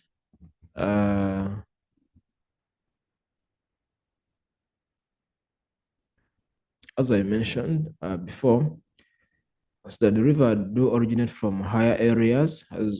So this is visible by looking at the contour lines. I think you can see our contour lines are too congested here or close to each other, indicating steeper gradient. Again, the other side. But as we pass the Howick waterfalls here, as it continues this other side, you can see that the gradient becomes gentle. And also, you can see that now the meanders are more developed in this other side, which means that the river was flowing from the northeast towards the southwest. Okay.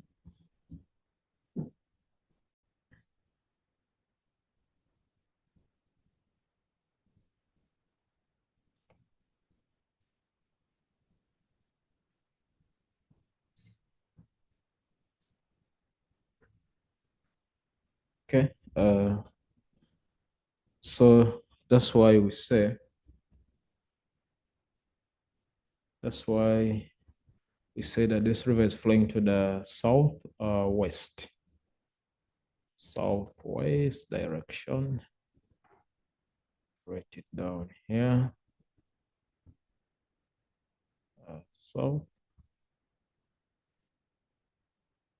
Southwest direction. Give evidence from the map to support your answer. Let's say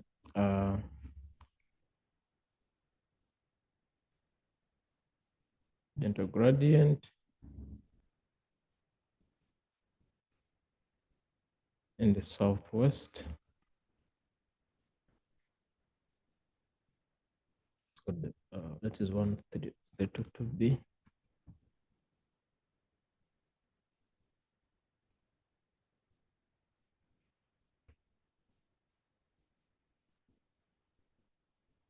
Gradient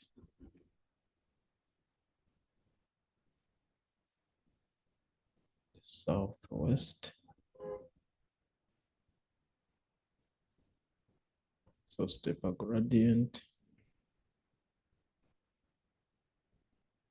in the northeast as well. You could see meanders in the southwest. Flood plains in the southwest. Let's try to check those ones for clarity. You can see we have flood plains around this other area next to the river. Remember, flood plain is a flat land or a level area across the river, and in most cases that area is used for farming. So there's a flood plain. The other side, there are meanders that are more developed also in the southwest. Then the gradient is gentle again around this other area. That's why you can even see there are a lot of buildings, farming taking place instead of this other side. Then this other side you can see the gradient is too steep as a result of these contour lines. We still have can see it's very steep here. The evidence of waterfalls that are more common in the upper course. So which means that it can't be flowing to this other side. So it is flowing like this, going to the other direction. All right. So that is for that question. Let's proceed to question 3.2.3. Identify the stream order at H in block F4 on topographic map.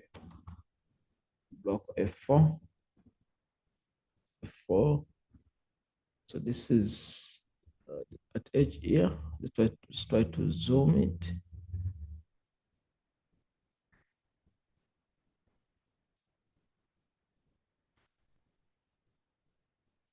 Okay, so you can see at this point, this is H here.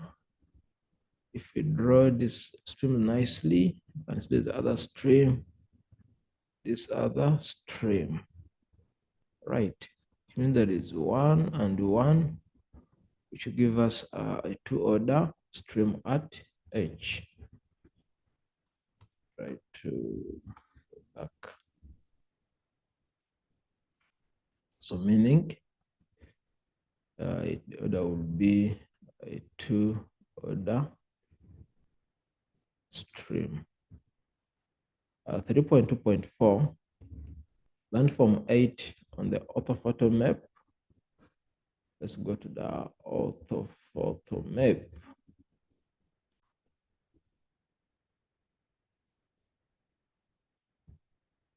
Okay, landform 8 on the orthophoto map. Let's check orthophoto map.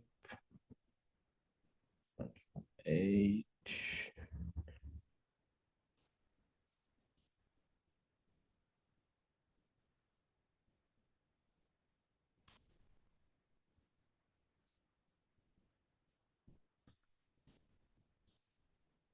Okay, landform 8, you can see contour lines steep on either sides. The second option is here, which could be either a spur, so it could be a spur or it could be a saddle. Identify the fluvial feature at the base of the Howick waterfalls on the orthophoto map. Orthophoto map is at 9. Yeah, that looks like a pool, because they say under the question talks about the feature at the base of the Howick waterfalls. So we know that would be a plunge pool that develops when the falls erode downwards. 3 to 6. Refer the equivalent form of which the cross section above is illustration. So this would be a meander. Name the Fourier process taking place at 10 and 11. So at 10, it will be deposition, because that is the slip off. Then at 11, it will be erosion, because that is an undercut. In 331, GIS, refer to block B1. Vector data is data that consists of points, lines, and polygons. Identify the following vector data in block B1 that relates to conservation. A point feature, block B1, that relates to conservation. This is B1 here. So I need to identify a point feature in block B1 that relates to, okay, let's see.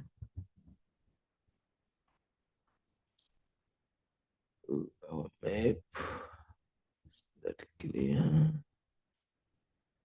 Let's try to zoom in and see.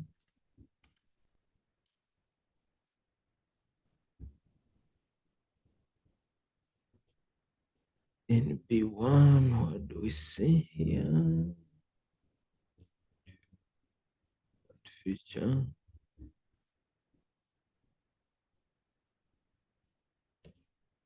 Yeah, based on our map here, I think because of the resolution, you can't easily see the lookout, identify a point feature there. But let's try a polygon. So polygon, so probably that could be woodland. See, all of woodland, that is in block B1, which is woodland. Then refer to the Howick waterfalls in block E2. So they say the location of the Howick Falls at F in block E2 on topographic map is an example. The location that's going to be spatial data, because we know spatial data deals with the location of objects. So since they spoke about the location of the Howick Falls, that would be spatial data. Then 3.3, refer to Mgen River, which runs through the town of Kwa Mevena in block E1. Define the term buffering. This is drawing rings around a feature, or demarcating a zone around a feature.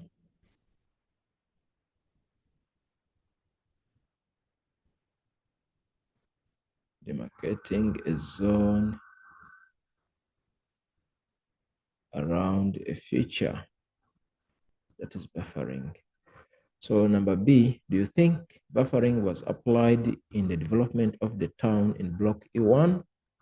Let's go and check block E1.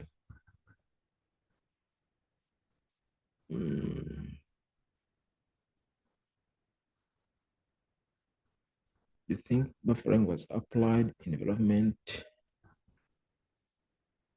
That's the question. Development of the town in block E1. Do you think buffering was applied here? We could say so, because at least the river is still being preserved. Otherwise, there will be no river there. Okay.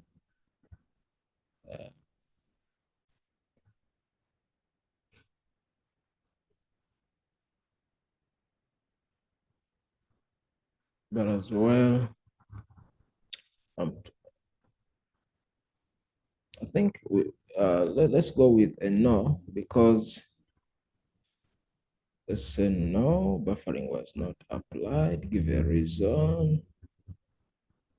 The town encroaches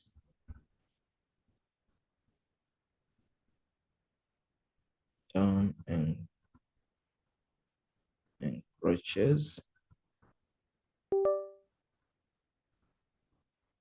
the river. Town encroaches on a river.